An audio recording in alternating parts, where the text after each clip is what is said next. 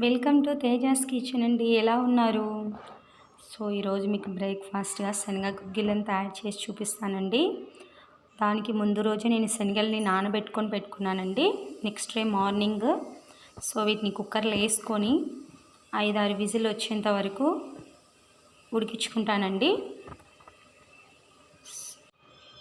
గుగ్గిళ్ళకు కావాల్సినన్ని నీళ్లు పోసుకున్నామండి. సో ఆ గుగ్గిళ్ళు మునిగేంత వరకు వాటర్ పోసుకొని ఒక 5-6 విజిల్లు వచ్చేంత వరకు ఉడికించుతానండి. ఈ ఛానల్ని నేను కొత్తగా స్టార్ట్ చేశానండి, Tejas kitchen. Please subscribe my channel, please support మీ అండి. సో మరిన్ని కొత్త వంటకాలు చేసి చూపిస్తానండి. సో గుగ్గిళ్ళు ఉడికేసాయండి, పక్కన పెట్టేసుకొని తాలింపుకు రెడీ చేసుకుంటున్నానండి.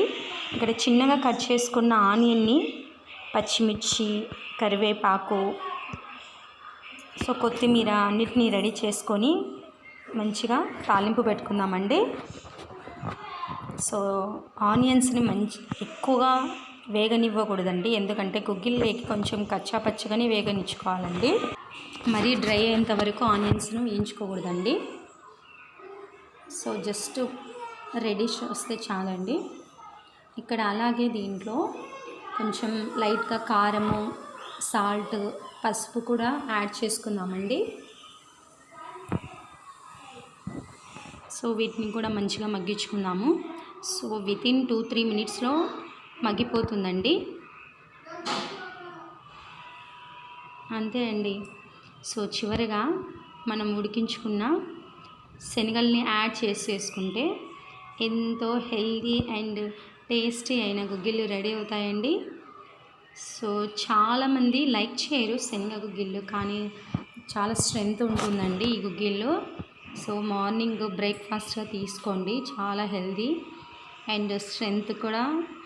So please subscribe my channel Tejas kitchen అండి. ప్లీజ్ లైక్ చేయండి, షేర్ చేయండి, ప్లీజ్ సబ్స్క్రైబ్. సో ఇలాగే సపోర్ట్ చేయండి, మరిన్ని వీడియోస్ చేస్తానండి. సో అంతేనండి. చివరిగా ఆ గుగ్గిళ్ళను యాడ్ చేసేసుకొని మంచిగా కొత్తిమీరతో గార్నిష్ చేసేసుకుంటే అంతేనండి, టేస్టీగా శనగ గుగ్గిళ్ళు రెడీ అయినాయండి. చూసారా, చూడడానికి యమ్మీగా ఉంది కదండి. సో టుడే బ్రేక్ఫాస్ట్ ఇదండి మాకైతే. మీరు ఏం చేస్తున్నారు కమెంట్ చేసేసేయండి. అలాగే ఇంకా డిఫరెంట్గా చేస్తారేమో ఒకసారి కమెంట్ చేసేసేయండి. సో అలాగే సబ్స్క్రైబ్ చేయండి, షేర్ చేయండి, సపోర్ట్ మీ ప్లీజ్.